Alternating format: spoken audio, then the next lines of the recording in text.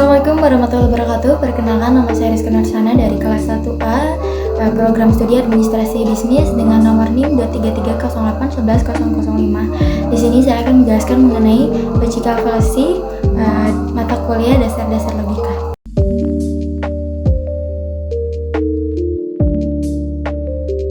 Logical fallacy atau sesat pikir adalah kesalahan dalam menyusun logika yang tepat dalam sebuah argumen.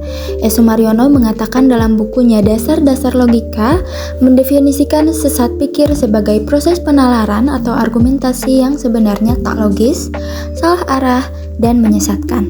Logical fallacy juga diambil dari kata fallacy atau fallacia yang artinya deception, yang berarti tipu muslihat.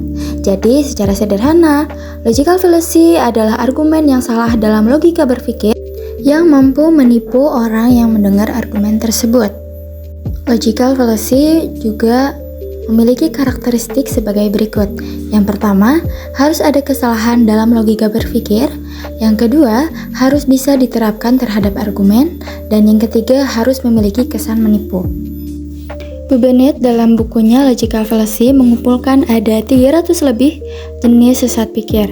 Ada setidaknya 10-20 jenis yang sering ditemui. Mari kita bahas 5 di antaranya.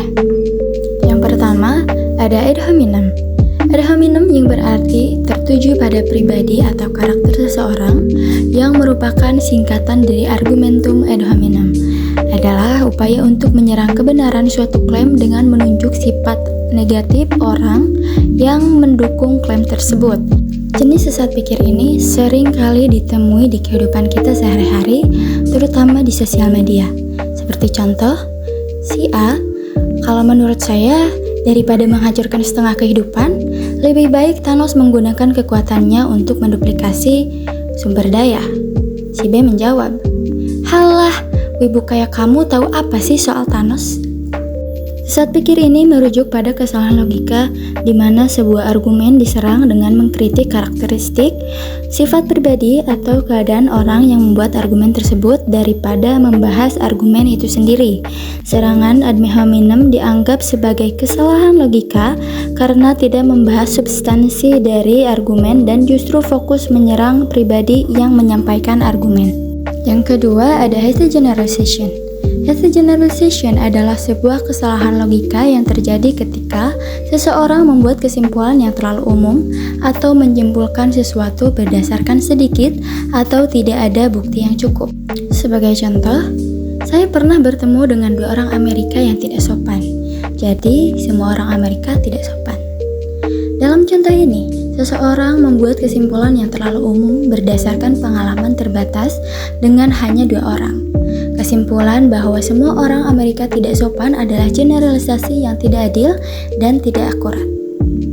Realitanya, tidak mungkin untuk mengeneralisasi karakteristik seluruh populasi berdasarkan hanya 2 individu atau sampel dengan skala kecil. Yang ketiga ada strawman fallacy. Strawman fallacy adalah sebuah kesalahan logika yang terjadi ketika seseorang memperdistorsi atau menyederhanakan argumen lawan, sehingga menjadi mudah untuk ditentang atau dikritik. Dalam strawman fallacy, seseorang menggambarkan argumen lawan dalam bentuk yang lebih lemah atau ekstrim daripada yang sebenarnya, kemudian menyerang versi yang telah disederhanakan tersebut. Sebagai contoh, aku kurus gak? Enggak. Jadi, kamu ngatain aku gendut. Dalam contoh ini, orang pertama menggunakan sesat pikir strawman untuk menyerang argumen orang kedua. Padahal, orang kedua sama sekali tidak pernah mengatakan hal tersebut.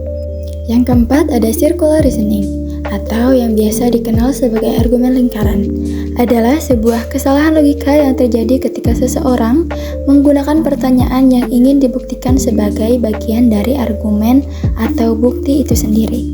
Dalam circular reasoning, tidak ada bukti atau argumen yang baru atau independen yang disajikan untuk mendukung pertanyaan tersebut. Secara sederhana, circular reasoning adalah pengambilan keputusan yang berputar-putar. Polanya adalah X benar karena Y benar karena X benar. Salah satu contoh yang sering kita temui adalah cewek selalu benar. Apa buktinya? Karena cewek nggak pernah salah. Kenapa cewek nggak pernah salah? Karena cewek selalu benar. Dari sini bisa dilihat bahwa argumen si A hanya berputar-putar dan kesimpulan dia di akhir adalah sama dengan argumennya di awal. Yang terakhir ada slippery slope.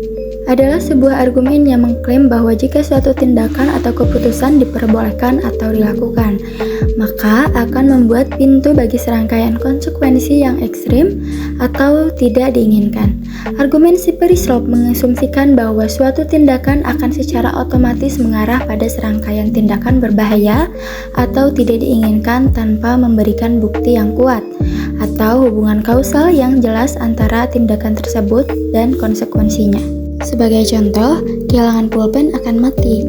Kenapa demikian? Kehilangan pulpen, maka tidak bisa menulis. Tidak bisa menulis, maka tidak belajar. Tidak belajar, maka tidak mendapat pekerjaan. Tidak bekerja, maka tidak akan makan. Tidak makan, kita akan mati. Pola dari slippery slope adalah jika A maka B, jika B maka C, dan seterusnya. Sesat pikir ini biasa digunakan agar lawan bicara merasa tergelincir, tersesat, dan ketakutan.